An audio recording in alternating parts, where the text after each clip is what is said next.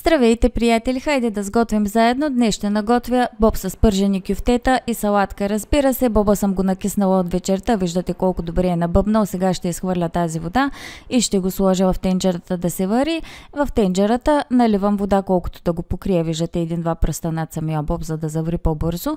Ето вече след като завря, виждате колко много пяна пусна и колко е жълта водата. Даже на камерата не се вижда колко е жълта. В действителност е доста по-жълта. Обирам пяната, сменям водата с нова и отново ще го оставя да поври. Ето виждате, след второто завиране пак има пяна и водата си е доста жълта, така че ще я сменя още веднъж, защото ако не я сменя, знаете какво се получава като се хапва боб.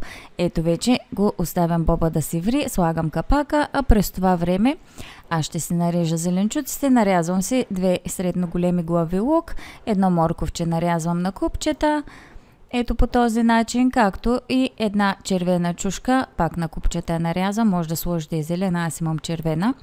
Готови са ми зеленчуците, боба повря известно време, слагам зеленчуците, помекна боба, разбира се, преди да сложа зеленчуците, слагаме мъничко олио и го оставям да се вари. След като повря известно време, го разбърквам добре, почти е готов и добавям доматен сок, около 150 мл домашен доматен сок. Аз съм го правила, за щастие имам още буркани.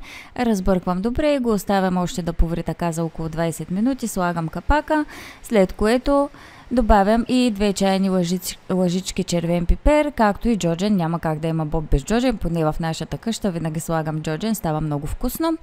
Слагам и сол на вкус, разбърквам добре и оставям така да поври за още около 10 минутки. Ето боба ми е напълно готов, стана много вкусен, няма да му правя запръшка, че то в тези жеги горещо не се яде, а така може да се хапва и охладен.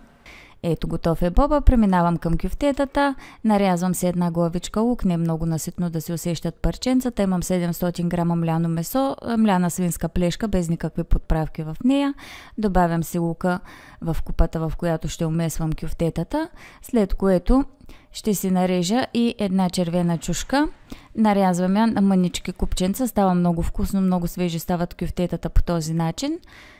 Ето така виждате как я нарязах на лентички и сега я режа на мънички купченца. Ето каква е големината, изсипвам и чушката в купата, след което си нарязвам горе-долу около половин връзка магданоз наситно и добавям едно яйце за спойка, както и 2 филийки хляб, може да добавите и 3, накиснала съм ги в вода, изцеждам ги хубаво и след това ги натрушавам. Ето по този начин ще се умесят добре после като размеся каймата. Добавям сол на вкус, както и чубрица, защото както ви казах, моята кайма е неовкусена, мляно месо от свинска плешка.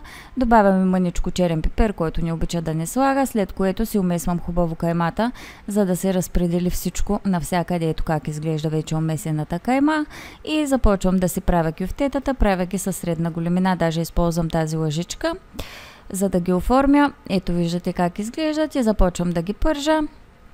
Слагам ги в тигана едно по едно и след като се изпържат от едната страна, разбира се, ги обръщам да се изпържат и от другата страна. Станаха наистина много вкусни. Ето ги как изглеждат. Тук светлината не е много добра, но станаха изключително вкусни. След което, приятели, разбира се, продължавам и с салатата. Имам около 7-8 печени чушки, нарязвам ги на парчета и ги слагам в купата, в която ще е салатата, след което се нарязваме 2 хубави големи червени домата. Добавям и тях в купата, в която ще правя салатата. 2 краставици, аз ги режа по този начин. Разбира се, това е въпрос на вкус, може да се ги нарежете по какъвто начин на вас ви харесва. Нарязвам си и една мъничка главичка лук. Добавям го и него в купата, след което си нарязвам и половин връзка магданоз по-неедричко. Добавям олио, може да се добавите и зехтин и разбира се сол. Това е всичко, което ще добавя на тази салата. Зеленчуците си имат доста богат вкус, няма нужда от повече подправки.